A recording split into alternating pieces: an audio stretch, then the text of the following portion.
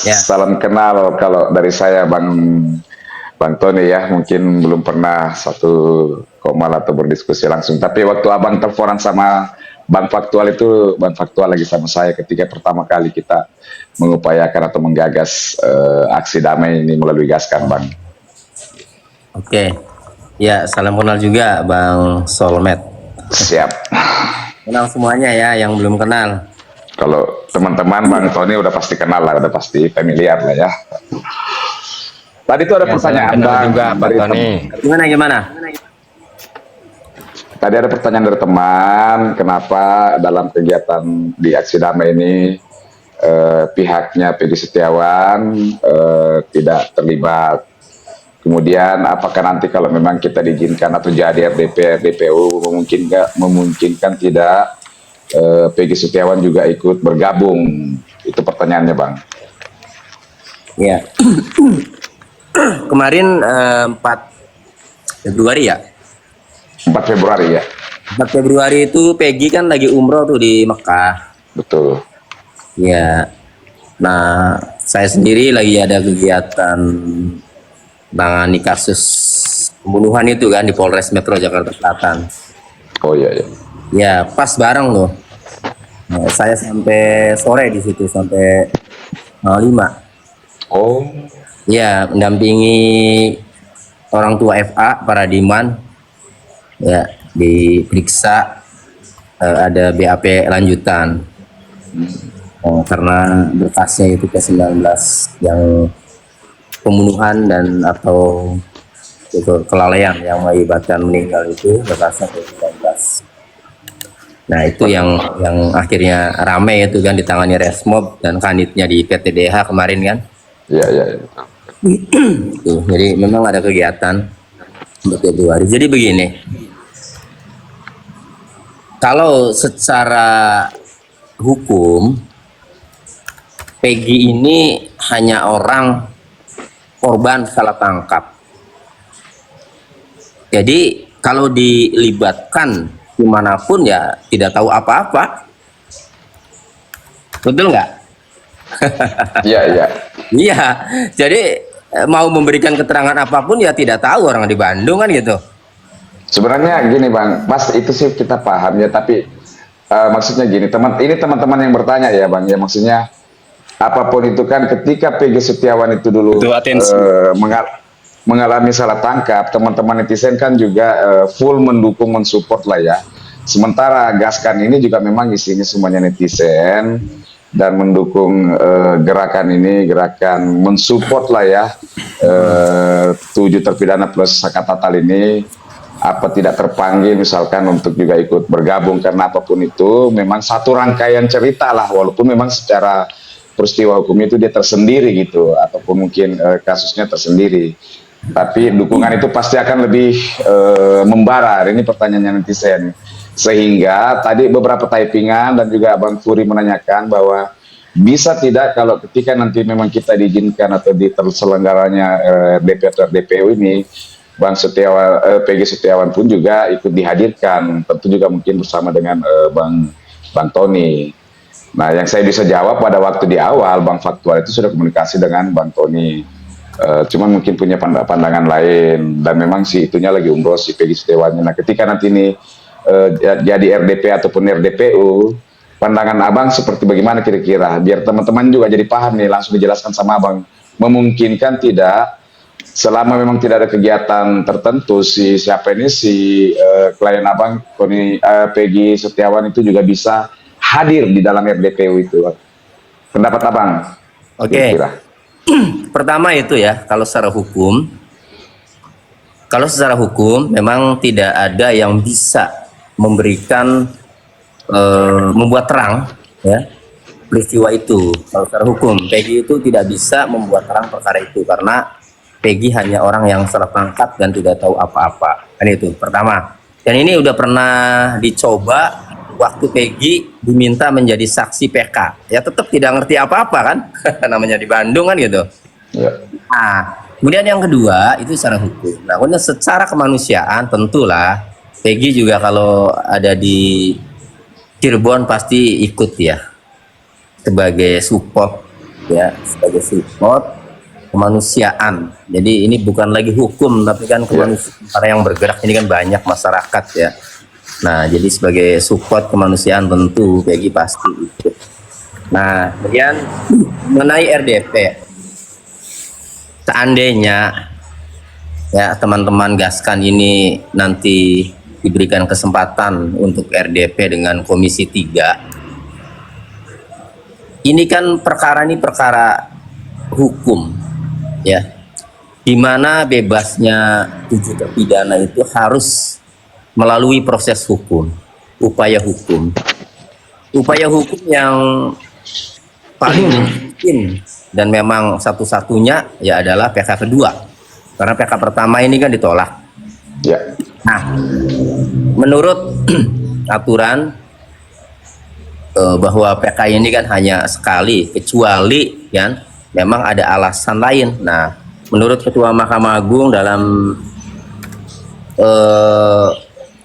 di akhir tahun tuh apa namanya kemarin tuh menjelaskan konferensi ya. Iya, refleksi kerja 2024 ya. Ia membuka PK kedua asal kan ada saling pertentangan antara putusan satu dengan putusan tahun 2016. Ya. Nah, berarti untuk dapat PK kedua itu harus ada putusan pengadilan yang terbaru, di mana putusan pengadilan yang terbaru ini bertentangan dengan putusan Pengadilan Negeri Cirebon pada tahun 2016. Misalnya, salah satu saksi yang memberikan keterangan palsu itu diproses secara hukum sehingga terbukti secara sah dan meyakinkan mereka ini ya, atau saksi ini, terdakwa saksi ini memberikan keterangan palsu saat menjadi saksi di Pengadilan Negeri Cirebon, sehingga akan merubah konstruksi. Nah, tapi saksi itu memang harus bisa benar-benar merubah konstruksi kasus. Bagaimana kalau Dede? Yang paling mungkin Dede, karena Dede itu sudah mengakui ya. Ya, kalau sudah mengakui itu enak penetapan tersangkanya kan. Ya. Tapi apakah seandainya Dede ini divonis dan mempunyai kekuatan hukum yang mengikat, yang inkrah, Dede ini cepat inkrah, karena kalau menerima itu udah nggak usah banding kan gitu, maka cepat karena proaktif lah ya. Niat jadi tersangka, niat jadi terpidana Dede kan gitu ya, mendukung, sehingga sangat cepat nanti prosesnya seandainya sudah vonis kan, tidak akan banding. Nah, hanya saja nanti seandainya Dede itu divonis bersalah telah memberikan keterangan palsu, kesaksian palsu, kita lihat dulu Dede itu menguatkan di mana pada tahun 2016 kesaksiannya. Dede itu menguatkan pada saat dia melihat sama Aib terjadi lempar-lemparan. Ya, setelah itu dia masuk ketakutan kan ketika dikejar. Setelah itu kan tidak tahu apa yang terjadi sebenarnya.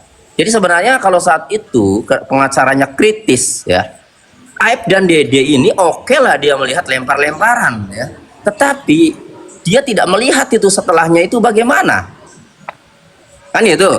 Nah, sebenarnya bisa dibantah ini, cuma karena mungkin dulu bagaimana situasinya saya juga tidak paham, sehingga kesaksian Aib dan Dede yang seperti itu aja dijadikan saksi yang sangat kuat. Lebih parah lagi, 2 orang itu tidak hadir, hanya dibacakan saja kan?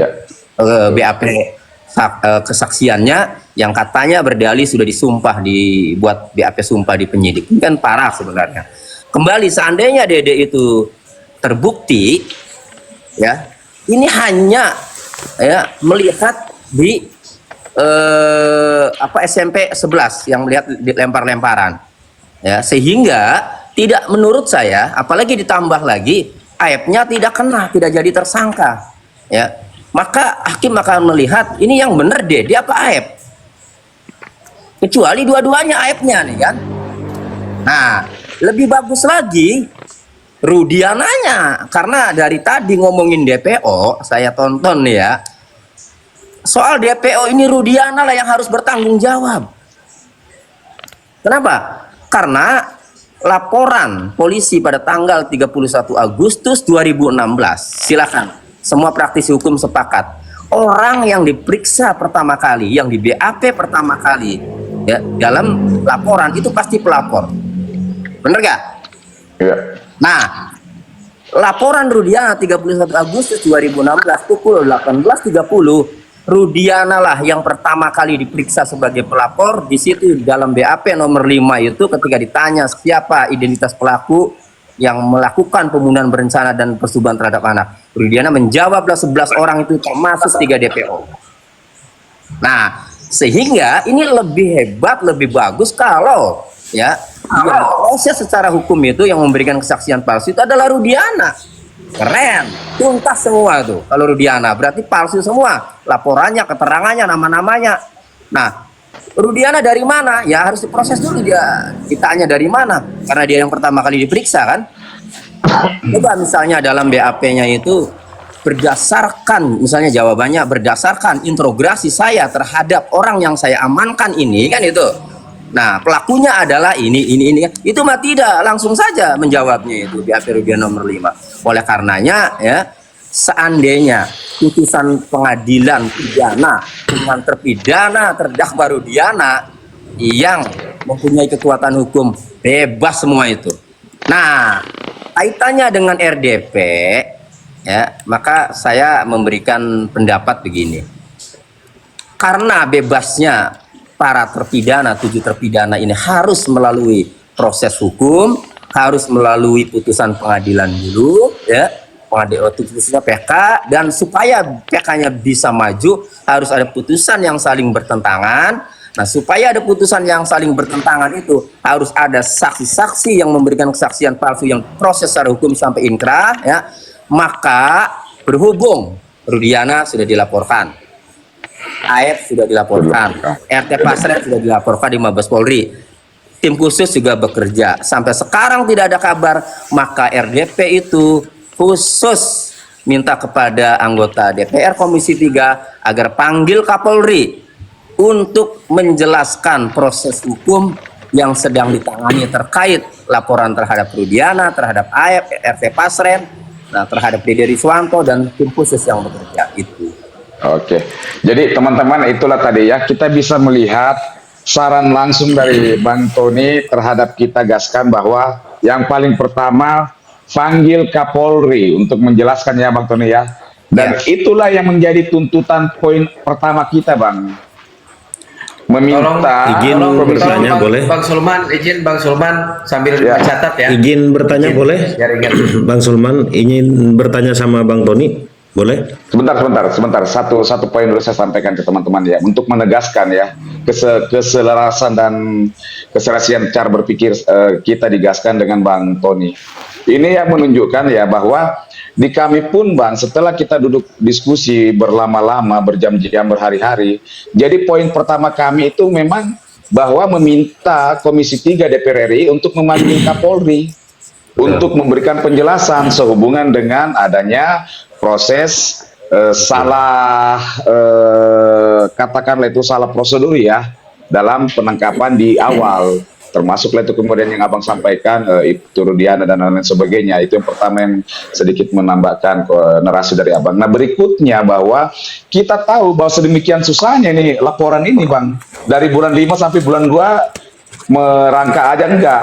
Nah, itulah penekanan-penekanan yang tim Gaskan mau dengan mengundang atau memanggil Kapolri yang dilakukan oleh DPR RI, katakanlah dalam entah di RDP nanti atau ada entah prosedur apa yang DPR RI bisa lakukan, itu akan memberikan penguatan. Jadi gerakan kita itu memang pasti langsung tidak langsung akan memberikan penguatan terhadap PH yang lagi bekerja ini Bang Tony. Sehingga apa? Sehingga memberikan atensi kepada DPR RI akan memanggil pihak-pihak tertentu, memudahkan langkah bagi tim PH. Dan memang kami tidak terlalu masuk jauh ke dalam aspek yuridisnya Bang, seperti yang dilakukan oleh PH, karena memang kami pihak yang berbeda. Kita lebih kepada dorongan sosial ekspresi lah ya, sosial kemanusiaan daripada masyarakat Indonesia. Dalam hal ini adalah apa namanya itu netizen. Nah, satu tambahan sedikit sebelum saya kasih ke Bang Puri, bahwa di samping memang aspek yuridis yang lagi ditangani atau perbuatan hukum lanjutnya PH, ya kami mau menggugah ataupun apa namanya itu menarasikan tentang hak absolut atau kompetensi Presiden Republik Indonesia secara apa namanya itu secara prerogatif sehubungan dengan amnesti ataupun dan atau bahasa kita itu dan atau abolisi. Nah, tentu mungkin ini kembali lagi akan ada suatu korelasi dengan PH-nya gitu ya. Tetapi ketika kita menyuarakan itu di depan DPR RI Komisi 3 dan bapak-bapak di sana bisa menangkap, nah memang akan kami kembalikan konteks seperti apa berkomunikasinya. Jadi itu yang menjadi poinnya kita dari Gaskan Bang Tony. Jadi memang kita tidak masuk bahwa seolah-olah kami ini atau kita ini bagian daripada PH yang akan membahas tentang bagaimana mencari suatu novum yang jeli, yang teliti. Tetapi ketika tidak ada dorongan, maka pihak-pihak yang terkait ini itu ibarat tembok, Bang Tony. Buktinya ya tadi Abang sampaikan, pelaporan terhadap Pasren, Dede dan Aep aja, Bang Jutek aja kalau kita lihat keterangannya dari bulan 5 sampai bulan Februari ini itu nggak jalan, mungkin baru pelan-pelan jalan. Nah ini yang kita mau akselerasi, ini yang kita mau trigger sebenarnya, Bang, supaya ada atensi dari pemerintah, dari DPR RI secara khusus, karena yang meminta itu adalah rakyatnya yang diwakilkan, dan ketika itu bisa tersoroti, ya kita yakin bahwa jalannya PH ini akan lebih mudah, terkecuali atau bila memang juga ada kemungkinan Presiden Republik Indonesia ikut campur dalam hal ini, turut campur ya, maksudnya terlibat ya, penggunaan hak prerogatifnya itu. Demikian mungkin tambahan dari saya, Bang Tony, supaya mungkin Abang juga paham bahwa kami sebenarnya tidak terlalu masuk ke hal-hal teknis dalam pembelaannya gitu ya, Bang ya. Tapi memang lebih kepada dorongan moralnya gitu. Silakan, Bang. Pokoknya saya apresiasi ya teman-teman Gaskan ini, meskipun bukan PH-nya, tetapi semangatnya luar biasa ya. Siap. Pokoknya itu saya apresiasi. Makanya ketika Johansah Faktual News itu konsul ke saya, apa saja yang mau disampaikan, saya bilang ya harus orang yang tahu tentang prosesnya itu, karena tadi ya, rinci kan udah saya jabarkan kan. Ya. Nah, makanya sebenarnya yang terbaik itu adalah menggandeng ya PH, para terpidana, karena mereka lah yang tahu proses ini, siapa saja yang sudah pernah diperiksa, berapa saksi kan gitu. Nah, sehingga analisanya itu bisa kuat. Harusnya saksi-saksi sekian udah diperiksa semua, kok sampai sekarang nggak ada kejelasan. Hanya para PH 7 terpidana ini yang tahu kan proses Rudiana sampai di mana, saksinya sampai siapa yang udah diperiksa, proses terhadap Aep sampai di mana, Dede Resiwanto sampai di mana, nomor laporan polisinya berapa kan. Di RDP itu ya pasti akan ditanya secara detail oleh anggota DPR, sehingga diperlukan orang yang menguasai perkara, tahu perkara sudah sampai mana yang sudah diproses oleh Mabes Polri ataupun Polda Jawa Barat itu ya, Bang, masukan saya. Jadi memang kami pun juga kemudian tidak begini, Pak, RDP ini kan rapat dengar pendapat. Nah, sudah bersurat belum agar Kapolri-nya dipanggil? Di dalam tuntutan kita, Bang, yang 2 lembar surat yang kita sampaikan itu kan saya juga langsung membacakan kepada Prof. Asmi ya. Itu di situ jelas kami meminta bahwa kita meminta salah satu poin pertama itu, salah satu poin pertama dari sekian banyak poin, meminta Kapolri untuk dipanggil. Nah, di poin terakhirnya itulah kami mengajukan permohonan untuk dilakukan RDP atau RDPU. Tergantung konteksnya nanti. Nah, kami dari Gaskan bahkan kalau memang ternyata pihak Komisi 3 menggabungkan kami dengan PH, itu kami welcome, tidak ada masalah. Bahkan kalau memang hanya PH-nya beserta dengan keluarga dan hal-hal yang lain yang terkait, kami pun juga nggak ada masalah, Bang. Poin kami bahwa kasus Wina Cirebon ini, 7 terpidana ini sudah masuk ke dalam atensi Komisi 3 dan bahkan dirapatkan dalam suatu RDP ataupun RDPU. Itu menjadi target kita. Jadi lebih kepada penguatan supaya kasus ini, 7 terpidana ini memang masuk dalam radarnya Komisi 3 untuk dibahas secara detail. Dan memang kami pun juga sebenarnya lebih setuju ketika bisa digabungkan sehingga biar PH lah yang menerangkan itu secara detail. Kami mungkin paling memberikan suatu narasi-narasi dari sisi masyarakat ya, seperti apa sih. Kita kembalikan sama pihak Komisi 3 nanti, Bang. Ya, oke. Baguslah kalau memang sudah bersurat secara resmi meminta, ya nanti terlepas kita mempunyai data atau tidak, paling tidak ya kalau sudah ada permintaan untuk RDP ya nanti kan gampang bisa data-data bisa menyusul, karena pada dasarnya publik juga tahu sih sebenarnya ya bahwa laporan-laporan itu sudah dilayangkan di Mabes Polri, hanya prosesnya sampai sekarang kan belum ada kejelasan kan gitu. Betul. Nah, hanya kita lebih detailnya saja kan. Iya, betul. Kemudian ini ada yang ingin, sebentar, saya tuntaskan dulu biar teman-teman bisa menyikapi. Saya ada Erwin nih ya, katanya banyak yang tanya kenapa Peggy tidak melaporkan AF. Nah, saya jawab ya, saya baru kali ini dijawab, saya jawab nih. Jadi gini, kalau melaporkan AF atas memberikan keterangan palsu, Peggy ini belum kena dampak dari AF akibat keterangan palsu sebagaimana dimaksud dalam pasal 242 KUHP.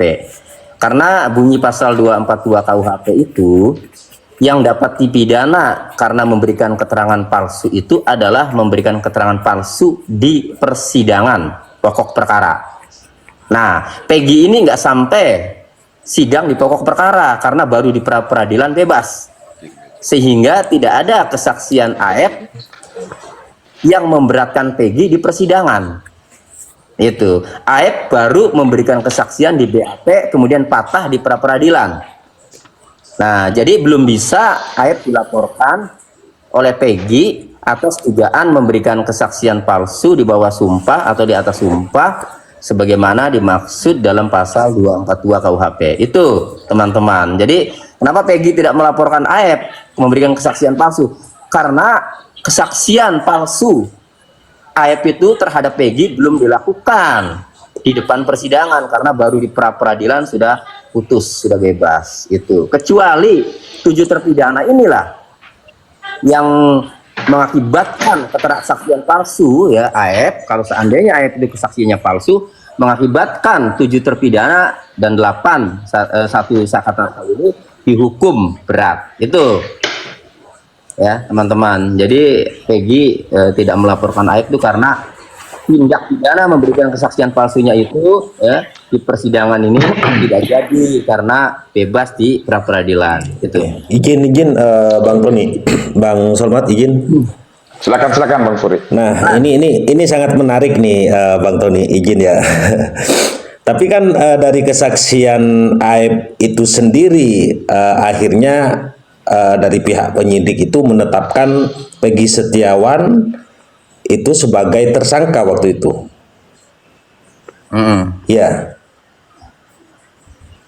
Iya. Nah, kalau sekiranya Peggy Setiawan bisa ikut di saat di DPR RI gitu kan bisa menjelaskan bahwa Peggy Setiawan salah tangkap dari kasus Vina atas dasar keterangan atau kesaksian dari salah satu saksi dulu yang memberikan keterangan meskipun hanya lewat BAP ya kan, kesaksiannya dibacakan di persidangan itu kan seharusnya Peggy juga bisa ikut di DPR RI nanti Bang Tony memberikan kesaksian tersebut bahwa dia sendiri aja ditetapkan sebagai tersangka atas dasar kesaksian AF ini akhirnya terpatahkan saat di pra-peradilan seperti itu kan. Itu sebenarnya satu kesatuan kan sebenarnya Peggy Setiawan dengan di dalam kasus Vina ini. Bukankah sudah bisa dilaporkan gitu maksudnya mungkin Bang? Enggak, kalau dilaporkan tadi dari keterangan dari Bang Tony tidak bisa karena masih belum sidang di ini kan sidang pokoknya. Tapi kan penetapan Peggy Setiawan tersebut atas dasar salah satunya dari kesaksian aib ini, gitu kan? Kan seperti itu. Tapi nanti ketika diundang di DPR RI, Peggy Setiawan juga ikut hadir, kan bisa untuk memberikan keterangan, memberikan aspirasinya juga di sana, bahwa dengan kesaksian aib saja saya ditetapkan sebagai tersangka, tapi ketika pra peradilan ini tidak benar keterangan aib ini, gitu kan? Bisa juga nanti saat 7 terpidana dengan kesaksiannya aib yang memberikan kesaksian palsu juga, gitu, Bang Tony. Oke, ya saya jadi kalau untuk dilaporkan tadi sudah clear ya, karena dasar hukumnya sudah saya jelaskan. Dan kalau untuk di DPR RI tadi kan sudah saya jelaskan ada 2 hal. Kalau secara hukum ketika ditanya pun Peggy ini adalah orang yang salah tangkap sehingga tidak bisa menjelaskan apa-apa. Kaitannya dengan tujuan membebaskan 7 terpidana. Nah nanti kan di situ tahu tidak ya nggak tahu kan gitu. Itu justru yang harus datang itu ya kalau menurut saya. Kemarin yang diperiksa di PK, saksi-saksi yang diperiksa di PK, terutama saksi-saksi yang mengetahui bahwa pada malam kejadian para terpidana itu ada yang bersama Aldo di rumahnya, yaitu si Rivaldi kan. Kemudian ada yang bersama saksi lainnya yang ada Agung ya. Mulai dari rumah Ibu Nining sampai ke rumah RT Pasren sampai Mbak Pagi. Nah, justru saksi-saksi itulah yang bisa meyakinkan anggota DPR gitu loh, bahwa mereka pada saat kejadian itu bersama para terpidana. Nah itu ketika ditanya pasti bisa jawab. Tapi kalau Peggy pada malam kejadian tahu tidak para terpidana ini ada di mana, ya tidak tahu, orang dia jadi di Bandung salah tangkap, itu secara hukum. Tetapi kalau secara kemanusiaan ya pasti hadir untuk mensupport, ya hadir kalau diperkenankan duduk di ruang ya di DPR ya bagus kan itu, termasuk nanti kalau dibolehkan saya ikut juga nggak ada masalah, pasti saya dong jadi Bang, kalau cara juga saya siap.